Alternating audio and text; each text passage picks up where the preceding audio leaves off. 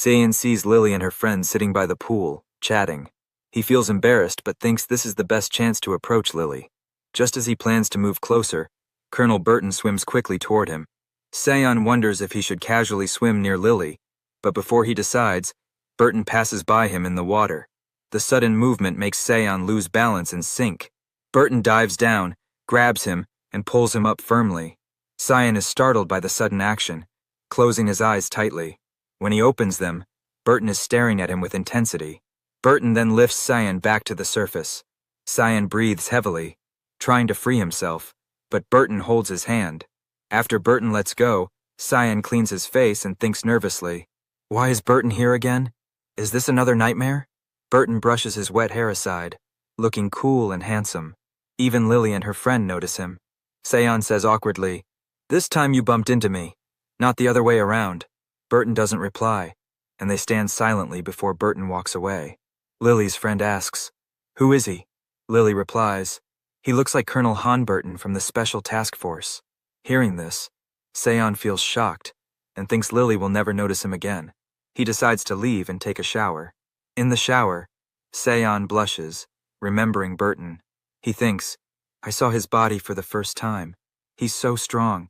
I can't stop imagining." He finishes quickly, but when he tries to open the door, it's stuck. Panicking, he calls for help. Suddenly the door is forced open. It's Burton, still shirtless. Seiyan freezes, staring at him. Burton asks calmly, "Are you staying here, or going out?" Seiyan nervously slips past him, their bodies close as he exits. Outside he sighs. "Finally, I'm safe." Burton walks past again, serious, ignoring him. Lily's friend notices and whispers to Lily, "That rookie Burton pulled out of the water. He likes you. I even saw him coming out of the shower just now." Lily is surprised, but Burton overhears and gives them a sharp look, making her friend nervous. Later, Seiyan sits at the bar, still thinking about Burton and the strange visions he's been having. Colonel Sharon Mitchell joins him, smiling. "On missions, you can call me Sharon." She looks elegant in casual clothes. She comforts him. "Don't be so nervous. Even though you spend a lot of time with Burton, there's a chance you'll join missions with me too.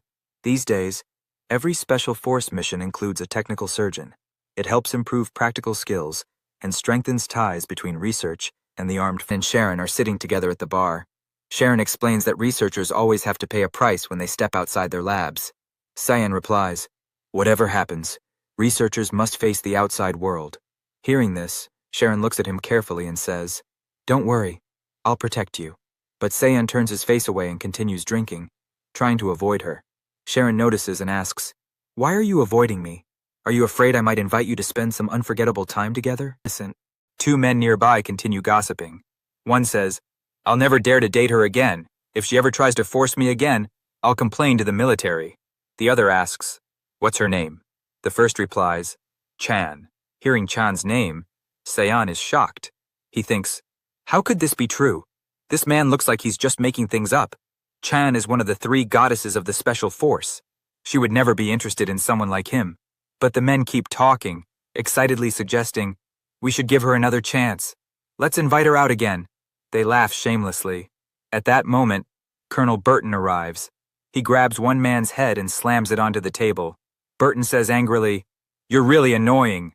The man, furious, picks up a cup to attack Burton and shouts, "Who do you think you are?" Burton blocks him and kicks him hard, sending him flying. Seiyan and Sharon watch in shock. Burton then turns his face towards Seiyan, making him nervous. Burton slowly approaches, grabs Seiyan's face, and twists his arm painfully. Seiyan cries out, thinking his shoulder might be dislocated again. He wonders, "Why always my shoulder? Do they have some grudge against it?" Burton glares at the 2 men and warns, "If I ever hear you talking about my subordinates without permission again, I won't just twist your arm. I'll twist your head." The men realize who he is and panic. "You're Han Burton. We didn't mean to make you angry." Burton leans closer to Seiyan, twisting his arm harder and says, "Do you want me to break your fingers one by one? Or drain the blood from your body?" Terrified, Seiyan shouts, "I want to live." Burton finally lets go, calms down, and says, "Remember today's lesson." Seiyan thinks to himself, after all this, are they worried I might lose control with Sharon after drinking? I never imagined something like this could happen. I'm really innocent. The chapter continues with Burton twisting Seon's arm and warning him to remember today's lesson.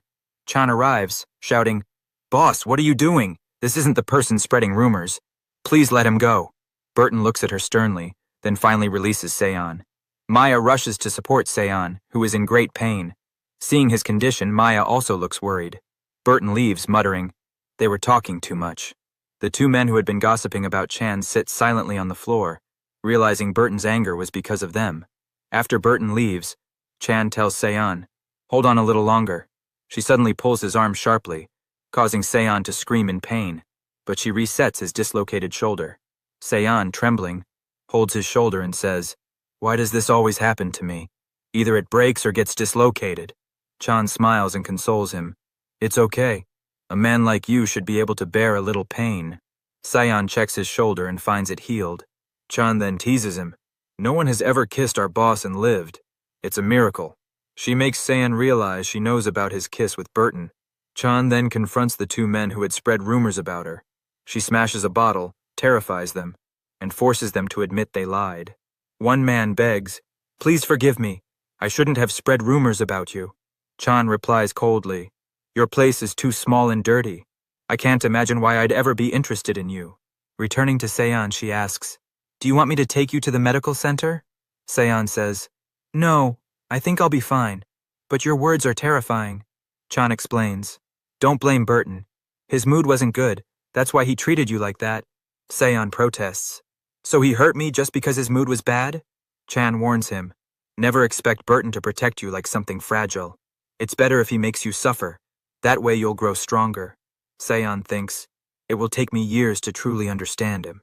He recalls Burton's words about focusing only on meaningful things. Chan then tells him, "By the way, tomorrow you and your classmates will be transferred. We'll meet again at Base 14 in 2 days." She pats his shoulder and says, "Don't be disappointed. I have a gift for you." She brings out a small box with a sea crab inside. Seon is thrilled. "This is amazing. I've only seen it in library data." Chan smiles. "We found it on a beach. You said you love the ocean, so this is for you." Seon thanks her warmly. "I really love it." Chan folds her arms and says, "Don't love me. Love Han Burton." She explains that Burton remembered Seon's love for the ocean and told Mark to give him the crab. Seon thinks, "So Burton remembered? One moment he hurts me, the next he makes me feel important." Later, all the students board an aircraft. Burton watches Seon closely from a screen until his superior arrives, forcing him to close the window. The superior, Colonel Raven, realizes Burton's feelings for Seon and warns, "If you keep this to yourself, you'll be hurt. He's fragile, and when you lose him, even the virus won't ease the pain." Burton replies, "That's my business. If he's fragile, I'll teach him to be strong." The aircraft flies over a forest. Seon admires the sunlight on the trees. "How beautiful." Lily laughs. "Beautiful things can hide danger. Luckily, I didn't kiss you, or I'd be foolish too." Suddenly, the aircraft shakes violently. Students scream. Lily panics, but Bella reassures her. "Don't worry, it's just the wind." Seon looks outside and realizes the speed isn't enough for wind to cause such shaking. Alarms blare. The left wing is damaged. The captain announces, "We've been attacked by blockers. Help us." Seon is shocked. "Blockers again?